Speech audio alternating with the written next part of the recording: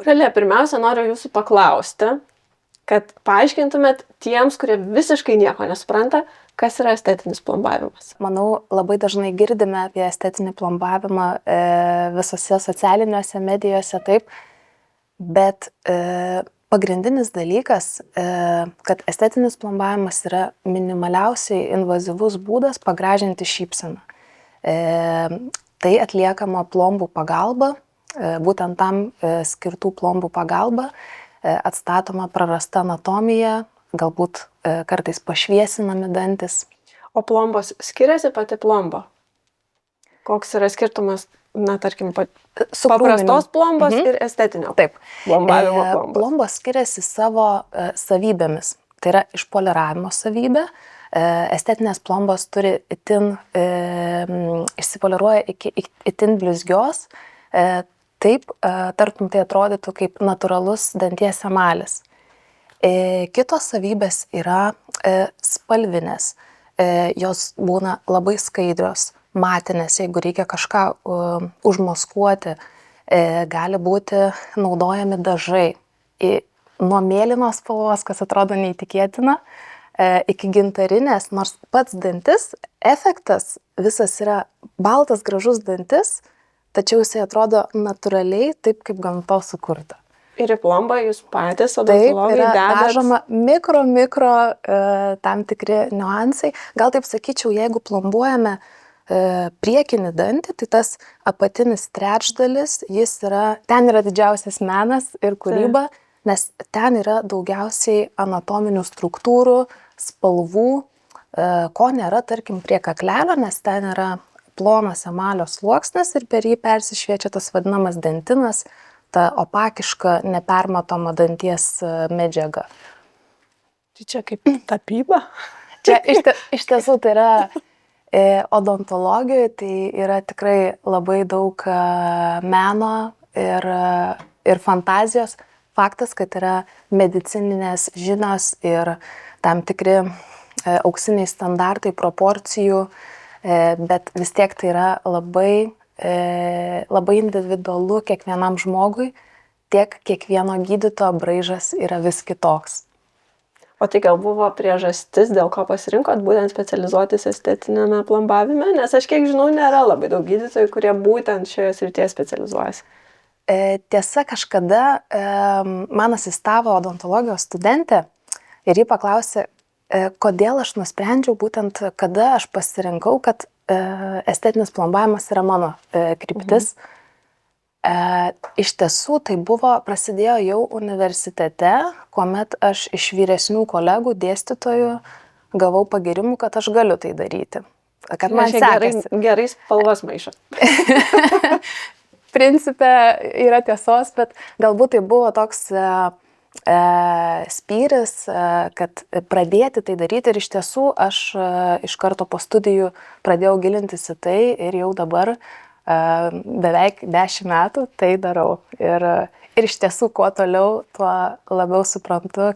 Atrodo sukurti gražų baltą dantį, bet kiek yra niuansų, kurių galima pasimokyti iš įvairių kursų arba papasakoti kitiems kolegoms. Tai tikrai yra, kuo toliau į mišką, tuo daugiau medžių. Tikrai. O tai gal yra tokių dalykų, kad, pavyzdžiui, niekada net nesugalvočiau paklausti apie estetinį plombavimą. Kokia yra tas tokios paslaptis, ko pacientas atėjęs net nesugalvotų, kad reikia apie tai žinoti. Gal labai yra visada įdomu, kai ateina pacientas konsultacijai, tas pirmas pamatymas ir kaip gydytojas iš karto mato, kaip bus. Tas kažkoks tiesiog ta intuicija, kaip bus, nes labai galima, pavyzdžiui, po ortodontijos dantis yra nudilę, ar ne, praradę savo formą, tačiau jeigu, čia tuo atveju, kada nėra visiškai suardyta danties anatomija, jeigu matom, kad mums diktuoja pati natūrali danties forma, kokia turi būti ta, kaip pasakyti, galutinis rezultatas, labai aiškiai vaizduotį matosi ir bandom papasakoti pacientui, kaip tai atrodys, kur kas truputėlį pasikeis ir dažnai būna pacientui rodom, kur yra tos vietos, kurios galbūt nepagražina šypsenos ir pacientas pamato ir negali atmatyti, paskui sako, tikrai niekada to nepastebėjau, bet tai yra tas niuansas, pavyzdžiui, dantenų kontūras tas pats, ar ne? Galbūt dantis yra tikrai gražus, bet kažkas ne iki galo šypsenoj, vėlgi turime vertinti viską, ir dantenas, ir lūpas, ir bendrą apskritai žmogaus veidą, kai šypsosi, turim vertinti, kaip bendrai viskas atrodo. Tai gal čia yra didžiausias toks rebusas visada, kiekvieno atveju. Ar aš teisingai suprantu, kad estetinį plombavimą galima tiesiog prilyginti grožio procedūrai, kad tai yra dėl grožio, tai nėra kažkaip medicininiais tikslais naudojamas? Ne, žinokit, su šiuo dalyku aš gal truputėlį... Tai žodis estetinis čia ne visai tiesą pasakantis. Galbūt žmogui visuomet pacientui yra džiugu gauti tą matomą rezultatą, ar ne? Ne taip kaip, tarkim, gydomės kokį kanalą, nervą, tai mes ten nieko nematom, nesuprantam, o čia mes turim akivaizdų rezultatą. Tačiau daugeliu atveju estetinis plombavimas atliekamas ne tik dėl estetinių aspektų, bet ir dėl funkcijos. Pavyzdžiui, jeigu dantis yra labai nudilę, yra nudilęs emalis, atsidengęs dentinos sluoksnis, tas gilesnis danties, skaudus ir jis yra minkštesnis 8 kartus už emalį. Tai reiškia, jeigu jis atsidengia, jau visas dilimo procesas vyksta greičiau. Tai estetinis jisai, nepasakyčiau, tikrai neprilyginčiau. Tai yra labiau galbūt procedūra, kuri reikalauja gydytojo kruopštumo, kantrybės, žinių tam tikrų specifinių, bet tai tikrai nėra grožio procedūra. Tai yra gydomoji procedūra, kurios metu, aišku, ir pagražinama. Būna atveju, kuomet dantis tikrai yra gražus, tačiau norisi šiek tiek galbūt suteikti jiems formą, išraiškingumą, spalvą. Tada taip, bet vis tiek mes privalom atsižvelgti visus medicininius aspektus, į burnos bendrą būklę, sveikatą ir kitų dantų būklę. O kokiems atvejams netinka estetinis plombavimas? Dažniausiai savo praktikoje susiduriu su netaisyklingu sąkandžiu. Dažnai žmonės kreipiasi norėdami gražesnės šypsenos į estetinio plombavimo specialistą, galvodami, kad gal pavyks be ortodontijos, tačiau neretu atveju tikrai padaryti to neįmanoma, kadangi funkcija bus bloga, pacientai gali nuskelti restauraciją. Kitas dalykas, gal toks irgi iš pagrindinių, kuomet negalim atlikti, tai yra, kada pernelyg pažeistas dantis, kada yra beveik netekta visų audinių, dantis yra nuo seniai plombuotas, iš visų pusių mažai likę danties, tuomet jau tokiais atvejais turėtų būti renkamas danties protezavimas. Nes plomba tiesiog plomba prie senos plombos, jinai sunkiau kimba ir tiesiog restauracija gali būti nepatikima šiuo atveju. Jeigu tokio atveju, pavyzdžiui, kad šypsena yra pakankamai tvarkinga, graži ir, tarkim, vienas dantis yra labiau įlindęs į vidų, tai tokiu atveju, kaip ir funkcija nelabai keičiasi, jeigu tą dantį šiek tiek išputė. Tai ar estetinis plombavimas tokiu atveju tinkamas? Teisingai sakot, kadangi yra labai tam tikrų niuansų, kur gali būti labai, kaip pavyzdys, į vidų dantis nedaug ir mums nereikės invazijos jokios, nereikės danties šlifavimo. Ir jeigu matom, kad sukandimas pas pacientą yra tikrai geras, tie vadinami žandikaulio judesiai, vedimas yra geras, yra nežalojantis, mes tikrai šiuo atveju galime padėti. Ir tikrai pasiekti puikių rezultatų, tačiau vėlgi, norėdama užbėgti už akių, visą laiką pacientam geriau akcentuoju, kad jeigu kreivi dantis, labiau ortodontija, bet reikėtų pamatyti. Kiekvienas atvejis yra labai individualus. Manau, tuo mano darbas ir yra nenuobodus. Aš net niekada negalėčiau pagalvoti, kad darbas šitas yra nuobodus. Tai papasakok dabar labai paprastai, kaip vyksta pati procedūra. Pati procedūra, pacientas visuomet įspėjamas tą dieną tiesiog pasimti išeiginę nuo visų darbų, nuo visų reikalų, turėti ramią dieną, nes procedūra dažniausiai trunka ilgai.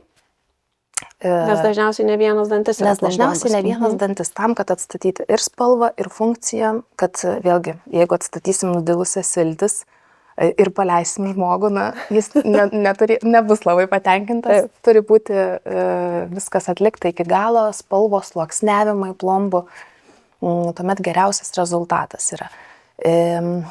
Kitas dalykas, visuomet leidžiam pailsėti, pacientas turi būti pavalgęs sočius pusryčius, gali pasiimti, klausyti muzikos, audio knygos, tiesiog, kad jam greičiau laikas eitų, neretai žmogus užmiega, būna ir taip. Tai vadinasi, tai nėra skausminga procedūra, jeigu gali miegoti. Ne, tai anaip tol nėra skausminga procedūra. Kartais reikalingas yra nuskausminimas, jeigu matom, kad yra kažkokių pažeidimų, senų plombų, kurias būtina pakeisti, kad mes būtume ramus, kad po estetinę plombą, kad yra viskas gerai sutvarkyta, nėra jokių karieso pažeidimų. O jeigu dantis yra jautrus, kaip su estetiniu ar nuskausminama? Nuskausminama, taip. Gali būti dantis jautrus, kuomet yra erozijos, emalio netekimas, ne tik iš kramtomųjų paviršių, ne tik nudilimas, ar ne, bet gali būti prie kaklelių, tokios kaip duobės, tiek nuo mechaninių pažeidimų, tiek nuo žmonės, kurie turi gastroezofaginį refliuksą. Tiesiog dabar tam tikri lietuvių kalba, kas tai yra? Tai yra rūgštingumas padidėjęs. Taip. Tai tiesiog tokiais atvejais būna dantis jautresni ir žmogus kreipiasi, sako, nesuprantu, kodėl dantis jautrus. Tai šiuo atveju tikrai dantis yra nuskausminami ir tuomet gali miegoti. Tuomet galima miegoti, taip. Tai gerai, tai dabar paprastai žodžiais. Koks yra skirtumas, jeigu yra paprasta plomba ir estetinė plomba? Tai yra tiesiog medžiaga? Kita. Ne tik medžiaga. Medžiaga pati sudedamosios dalis, jos plius minus yra panašios, kadangi vis tiek tai yra kompozitai. Bet jos išsiskiria savo savybėmis ir jeigu krūminiam dančiui mes puikiausiai gali mums užtekti poros spalvų, tai yra dentino, imituoti dentiną ir emalį. Šiuo atveju priekiniam dančiui reikia sluoksniavimo. Tai čia jau ateina estetinio plombavimo menas. Taip, čia ateina ir skiriasi medžiagos, nes tiesiog krūminiams gamintojai negamina tų, kaip pasakyti, daug spalvų, nes nereikia, o su priekiniais jau specializuojasi gamintojai, kad gamina labai daug spalvų visokiem atvejam. Ir be abejo, jau gydytojas jomis turi varijuoti, taip kaip dailininkas su savo palete, jau čia yra kiekvieno specialisto, kaip pasakyti, su kuo jisai dirba, ką jisai mėgsta ir kaip pasiekia geriausius rezultatus. Tai ar teisingai suprantu, kad tai priklauso nuo realiai danties padėties, kaip giliai jisai yra, kiek jisai matosi išoriškai ir tuomet jau yra sprendžiama, kuris plombavimo metodas yra naudojamas? Principė, žinokit, pati sudėtingiausia anatomija yra centrinių kandžių ir šoninių kandžių. Tai yra tas, kaip pasakyti, tokie vadinami mamelomai kandamajam krašte, jeigu mes žiūrėtume į dantį, tai yra tokie dentino, tokios, kaip pasakyti, tokie vagelės, grioveliai, kuomet mes žiūrėtume prieš saulę, į dantį ir matytume tą skaidrumą ir tartum danties viduje yra kažkokie dar, kaip pasakyti, struktūros. Tai turi ypatingai centriniai kandžiai ir šoniniai. Toliau nuo iltinio jau anatomija yra paprastesnė. Čia kalbam apie tai, kas gamtos sukurta. Ir jau mums mažiau reikia varijuoti taip, kaip pasakyti, su spalvom ir tai yra paprasčiau šiek tiek. Darbiniam dantim tiek dėmesio nereikia. Taip, darbiniam. Gerai. Tai kaip pacientui, kuris nusprendė svarstyti estetinio plombavimo klausimą, išsirinkti odontologą, kuris atliks tą procedūrą? Pagal ką matosi skirtumai? Tiesiog žiūrėti nuotraukas ir rinktis, kuris gražiau daro? Iš tiesų tai yra labai individualu, nes skonis, kaip pasakyti, yra kiekvieno skirtingas ir kiekvieno gydytojo braižas yra skirtingas. Kažkaip labai pastebiu, kad natūraliai, labai organiškai pacientas randa savo gydytoją. Tarkim, mano pacientai ateina pas mane norėdami natūralaus efekto. Ir kažkaip labai retai ateina, kas nori tų labai baltų, pavadinkim, baltų, tų nenatūralių dantų, ar ne? Nes tikrai visi mes norim baltos šypsenos, šviesios, ir čia yra visiškai normalu, bet aš kalbu apie tuos nenatūralius dantis, nes vėlgi, kaip pasirinkti gydytoją, iš tiesų normalu, galite kažkokias, jeigu matote nuotraukas, pagal jas atsirinkti, ar ne, ar patinka, ar priimtina, galų gale nueiti pasikonsultuoti ir pajausti, ar tai jūsų, ne jūsų, ką gydytojas siūlo, kokie jūsų lūkesčiai. Būtinai reikia pacientui išsakyti savo lūkesčius drąsiai. Tai yra labai svarbu, nes gydytojas turi įsiklausyti į pacientą, nes jis tos dantis turės, jis šypsosis, ar ne, ir tikrai dažnai, jeigu žmogus nori baltų dantų, vėlgi mes patariam, kad jie atrodytų organiškai, kad nebūtų itin per šviesus, tačiau natūraliai, labai gražiai. Tiesiog mano siekiamybė rezultatas, kad būtų nepastebimas, bet kad žmonės galvotų, kokie gražus dantis, kokia graži šypsena. Labai geras tikslas. Čia kiekvieno paciento svajonė. Nebūtų pastebima, nes vėlgi, jeigu dantis užgožia žmogaus bruožus, taip neturi būti. Neturi kristi iš karto pamačius žmogų dantis. Na, tai atrodo iš tiesų net toks faktas, kad per šviesus dantis, kaip pavyzdys, gali sendinti žmogų. Nepagalvotume, bet taip yra. Taip, nes per balti dantis jie net blaško dėmesį. Kažkas atrodo ne taip, lyg ir dantis gražus, bet netinka su bendru vaizdu. Taip, bet netinka su bendru vaizdu. Tai gerai, bet kai ateina pacientai, kurie ateina ir sako, aš noriu baltos šypsenos. Ir ar yra variantas, gerai, gal ten ne tos holivudinės baltos, bet tiesiog baltesnės, ar estetinis plombavimas tinkamas, jeigu aš nenoriu balinti dantų, o tą padaryti su estetiniu? Iš tiesų, kada žmogus nori tikrai šviesesnės šypsenos, balinimas dažnai nepadeda. Nes balinimas, vėlgi ta procedūra, kuomet iš emalio išskaidomas pigmentas. Paliekamas tas nuogas švarus emalis ir jisai dažnai tas spalva žmogaus netenkina. Tai su plombomis tikrai mes galime pašviesinti, tikrai padaryti baltus dantis. O čia jau gydytojo kompetencijos ribose išrinkti tinkamą spalvą, ar leidžiat ir žmogui įsikišti į šitą procesą? Šiaip būtina įsikišti ir žmogui, ir pacientui, ir sutarti. Tiesiog priimti kartu bendrą sprendimą. Tikrai negali gydytojas nuspręsti, jums žinokit šitą spalvą bus. Ne, taip nėra teisinga. Galbūt mes gydytojai norėtume, mes parenkam, kas žmogui labiausiai tinka, bet visuomet turim įsiklausyti ir į paciento lūkesčius. Bet vėlgi spalva, jeigu pacientas, pavyzdžiui, nori natūraliai, kad viskas atrodytų, kaip pasakyti, toj bendroj simbiozijai ir nesimatytų kažkokių, kaip pasakyti, sulyginti viskas su kitais dantimis burnoje, nes būna atveju, kuomet apatiniai, pavyzdžiui, gražus, o viršus yra pigmentai įvairūs ir panašiai. Būna toks atvejis, kad natūraliai, ar ne, priderinti spalvą prie natūralaus emalio. Būna atveju, kuomet nori šviesesnių. Vėlgi, tikrai galime tai padaryti ir tai atrodys natūraliai, net jeigu mes tonu pašviesinam viršutinius, o apatiniams, pavyzdžiui, nedarom nieko, nesimatys.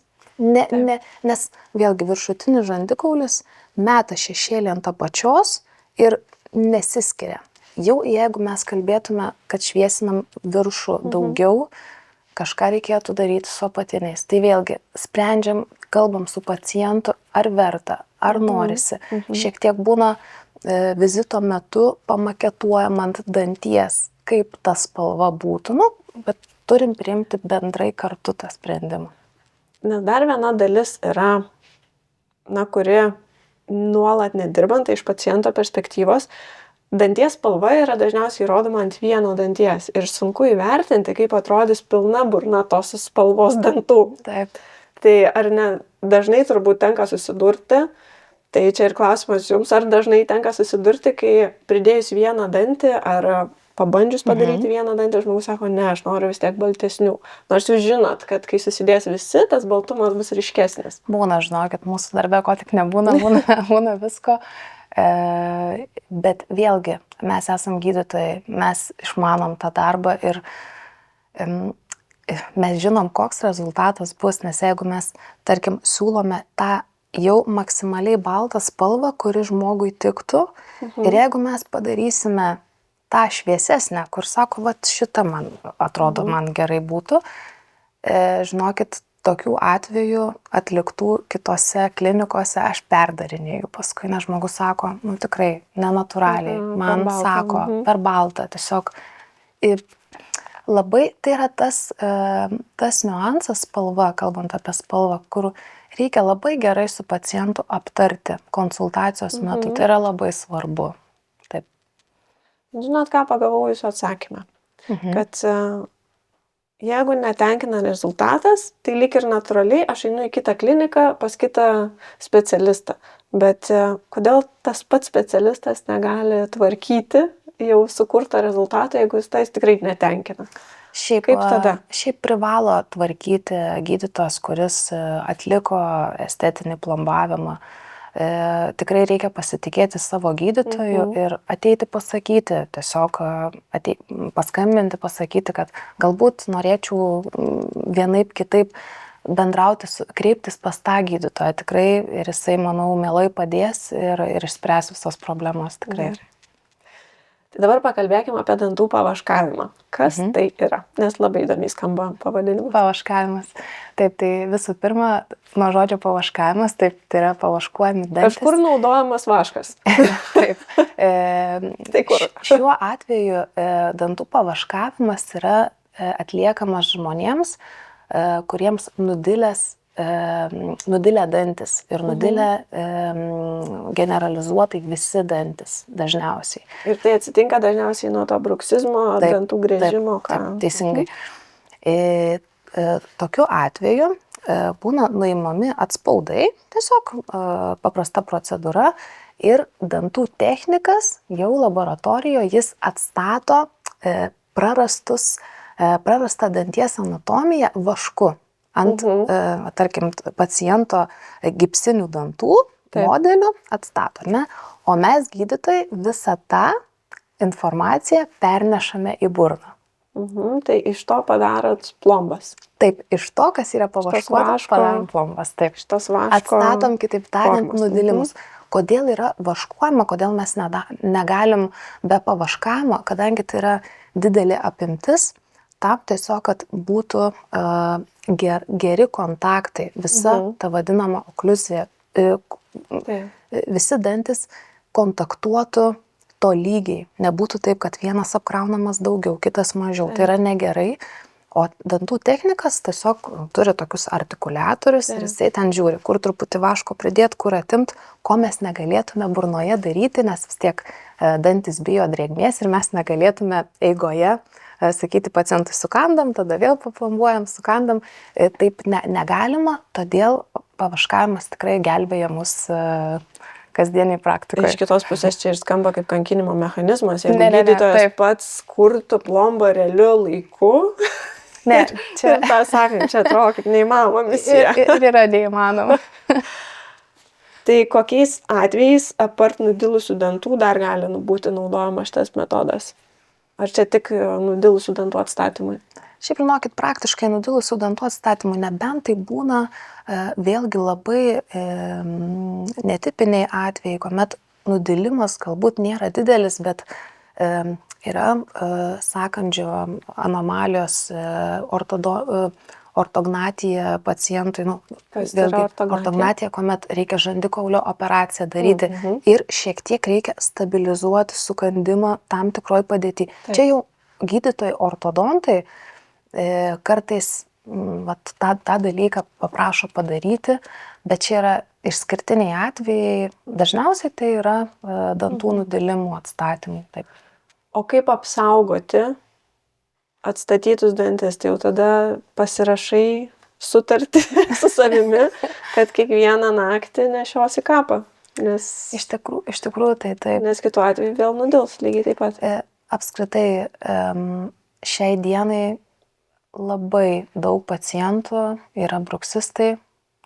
Atrodo, gyvenam gerais laikais, bet žmonės patiria daug streso ir tai labai persiduoda per sukastus dantis tiek nakties metu, tiek dieną. Pavyzdžiui, žmogus stresuoja, yra kažkokie susirinkimas, prie kompiuterio kažką įtemptai dirba ir jis pajaučia, kad iš karto sukanda stipriai dantis. Tai jau yra tie bruksizmo požymiai, o naktį, žinoma, naktį ten vyksta jau rimtas darbas. Jau rimtas darbas. Žinau, aš tą darbą dirbu, tai puikiai žinau. Smuikas tikras. Puikiai žinau, kas tai yra. Kada kreiptis į gydytoją, turint bruksizmą? Kur yra ta riba, kada jau reikia atstatinėti dantis? Dažniausiai pats pacientas, jisai arba pasako gyvenantis kartu sutuoktinis, kad naktį tiesiog girdisi, kaip griežia dantimis. Bet vėlgi tai būna ne visada. Ne visada pacientas garsiai griežia naktį ir yra bruksistas. Dažnai gali pastebėti gydytojai. Pacientas atvyksta tiesiog ar burnos higienai, ar pas terapeutą apžiūrai ir mes galime pamatyti tuos pirmus simptomus. Tai dažniausiai tai yra nudilusios iltys, kas yra labai svarbu pastebėti laiku, nes kitaip, jeigu mes neatstatom ilčių, galiausiai pacientas atsidurs pas mane, nes reikės atstatyti priekinius dantis, kadangi iltinė yra apsauga. Tai tiesiog iš praktikos dažniausiai pastebime mes tuos pirmus simptomus, o pacientai būna kreipiasi jau, kada yra didesni nudilimai ir pasireiškia jautrumas, pavyzdžiui, dantų. Tai čia pirmas signalas, kai dantis sujautrėja. Gali, žinokit, kurį laiką ir nebūti jautru. Kol dar nėra nudilimų, gali ir nebūti jautru. Galbūt tas simptomas pacientas po nakties gali jausti veide sunkumą, skausmą, įtampą kramtomuosiuose raumenyse, bet galvos skausmas gali būti. Vėlgi tai yra tie ženklai, tik aišku, mes migrenos kartais netapatinsim, kad sukandam stipriai, bet tai gali būti. Tai gali būti vienas iš dalykų, vienas iš veiksnių įtakojančių. Taip. O jeigu ignoruoji, kad tavo dantis dyla, ignoruoji bruksizmą, koks yra finalas, kad jau ateisi ir prašysi, kad nors padaryti? Tai žinokit, finalas yra tas dantų pavaškavimas paskui. Kai visą burną reikia atstatyti. Kai reikia visą burną atstatyti ir tai yra ilgas darbas, nėra kažkoks varginantis, bet tai yra, vėlgi reikia visus dantis atstatyti, kas yra vis tiek ir finansiškai skaudu. Tai labai ilgas procesas, nes tai daroma per vieną dieną dažniausiai. Taip, per 1-2 dienas. Tai tiesiog nereikia iki to užsileisti, jeigu matom, kad vyksta dilimo procesas, bent jau nešioti tą bruksizmo kapą. Bent jau dantis saugoti verta. Verta, taip. Estetiniam plombavimui reikalingas poliravimas. Tai kas kiek laiko reikia atnaujinti? Tas atnaujinimas, tai pavadinčiau, poliravimas vėlgi idealiausia savo pacientams sakau, kas metai. Tai čia kaip atšviežinimas. Pamatyti. Spalvos ir reljefo ko? Kam tai skirta? Dažniausiai spalva tikrai, jeigu dantis yra gerai išpoliruotas, jisai negers pigmento ir tikrai nekeis spalvos. Tačiau kas metus būna plomba, kad ir kaip, šiaip iš esmės, jeigu taip moksliniu labiau teiginį pasakyti, kodėl reikia to poliravimo, dėl to, kad ir kaip plombų gamintojai stengiasi, eina į priekį, vis tiek yra šioks toks plombų susitraukimo koeficientas. Jis šiai dienai yra itin mažas, bet vis tiek jis yra šioks toks.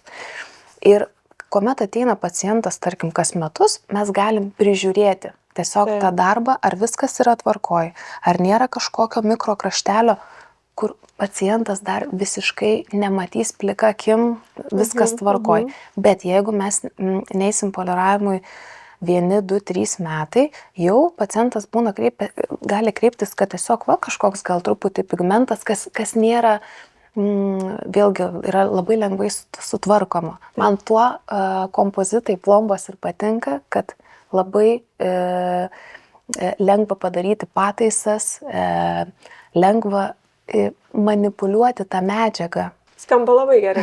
O kas atsitinka, jeigu aš neprižiūriu savo estetinio plombavimo, neinu kas metus poliruotis, iš vis nekreipiu dėmesio, gyvenu savo gyvenimą, na ir tarkim 10 metų perspektyvai, kas keičiasi, kokie pavojai šioje vietoje? Po 10 metų gali būti kažkokių pigmentų kažkur atsirasti. Iš tikrųjų, siekiant ilgamžiškumo, geriau nepatingėti, atlikti burnos higieną, valytis dantis taip, kaip higienistas išmokė, nes iš tiesų tai labai lemia darbo ilgamžiškumą. Tas pripoliravimas vėlgi, pacientas atvyksta profilaktiškai kas metus, bet aš žinau, aš prižiūriu žmogų ir aš žinau, net būna tiesiog kažkokius mikro pataisau ir aš žinau, aš esu rami dėl šito paciento, kad jam viskas gerai, jo darbas yra puikus ir aš galiu tikėtis, kad tas darbas dar puikiai atrodys ir po 10 metų. Tai vat, tiesiog man ramiau ir taip. Labai gerai. Mes esame įpratę girdėti, kad plombos yra keičiamas dalykas, kad jos pasensta ir jas reikia po kažkiek tai metų pakeisti. Ar su estetiniu plombavimu yra tas pats? Taip, nieko nėra amžino, nėra amžinas nei protezavimas, nei estetinis, kinta tiek dantenų kontūras, tiek kaulas palaipsniui gali truputėlį tirpti, galbūt atsiranda tam tikra riba tarp plombos ir danties. Tikrai, vėlgi dėl to pačio plombų susitraukimo, ar ne, dėl anatominių amžinių savybių tikrai reikia kažkiek laiko perdarinėti. Tačiau jeigu prižiūrima, tikrai 10 metų puikiai gali tarnauti ir daugiau. Čia vėlgi perdarimas yra nuo 0, ar tiesiog ten kažkokį viršutinį sluoksnį reikia pakeisti? Jeigu iš tiesų, jeigu perdaryti, tai geriau nuimti seną plombą, tiesiog bus geresnis sukibimas, geresnė ta adhezija, ilgamžiškesnis rezultatas. Bet būna atvejų, kuomet yra senas estetinis ir mes jį tiesiog pakoreguojam. Nebūtinai būna, kad, pavyzdžiui, gali būti ir ne mano atliktas, bet pacientas sako, kol kas laikinai aš norėčiau pakoreguoti, atšviežinti ir vėliau persidaryti pilną naują, tai tikrai galima tai padaryti ir sėkmingai dar pacientas gali tas restauracijas turėti ilgiau. Taip. O terminas toks apytiksliai yra apie 10 metų. Taip. Ir visom plombom su naujausiam technologijom tas terminas yra apie 10 metų. Šiaip žinokit, 10 metų, čia gal mes sakom gydytojai, kas mus tenkina. Dažnai pacientai plika akim tam tikrų dalykų. Žinot, mes su optika žiūrim po visą didinamą šviesą, matom tam tikrų niuansų, bet dažnai pacientui ir daugiau metų praeina ir jam viskas super ir tas laikas labai, žinokit, labai yra skirtingai, kaip žmogus prižiūri, ar jisai turi žalingų įpročių. Galbūt kitas pacientas kiekvieną dieną geria stiprią juodą arbatą. Vėlgi daug dedamųjų, galbūt pacientas turi padidėjusį rūgštingumą. Labai daug niuansų, kurie gali turėti įtakos. Ir dar vienas klausimas, jeigu man yra padarytas estetinis plombavimas, ar aš galiu balintis dantis po jo? Nes įprastai pirmiausia yra atliekamas balinimas, po to yra koreguojami ne visi turbūt dantis, kai kurie dantis su estetiniu plombavimu. Ar galimas atvirkščias variantas? Iš tiesų, į šį klausimą galėčiau atsakyti ir taip, ir ne. Ne todėl, kad plomba pati iš savęs nebalo. Ne? Bet kita vertus taip, jeigu, pavyzdžiui, atvejis, ar ne, pacientui buvo atliktas ortodontinis gydymas ir po jo reikėjo atstatyti tik nudilimus, tam tikras tokius, kaip pasakyti, būna tokie juodi trikampėliai prie dantenų, užmaskavimas tų dalykų, atstatymas pačio danties kontūro, kad jie atrodytų tolygiai gražiai, visi nudilimai ir panašiai. Prieš šią procedūrą dantis turi būti būtinai išbalinami tam, kad mes spalvas derintume prie jau išbalinto emalio. Čia jeigu žmogus to nori. Jeigu nori keisti dantų spalvą. Jeigu žmogus nenori, jį tenkina spalva, mes galim derinti prie šios spalvos. Ir šiuo atveju yra dengiamas ne visas danties paviršius, ne visas emalis. Tai reiškia, kai kur yra plomba, kai kur yra dantis. Šiuo atveju balinti tikrai galima. Iškart galvosite, bus dantis margi tada, ar ne? Bet ne, kadangi kandamosiuose kraštuose ir apskritai aplinkui visą danties kontūrą plombos spalva yra skaidresnė. Jinai turi tokią opalescencinę savybę, tokį, kaip pasakyti, ir tai nėra kaip atskira spalva. Jinai prisiderina prie šalia esančių spalvų. Tai kitaip tariant, jūs galite balinti, dantis pašviesės, bet nebus dėmėti. Bet jeigu dantis yra dengtas pilnai, balinimas tiesiog yra negalimas dėl to, kad neišbals tiesiog.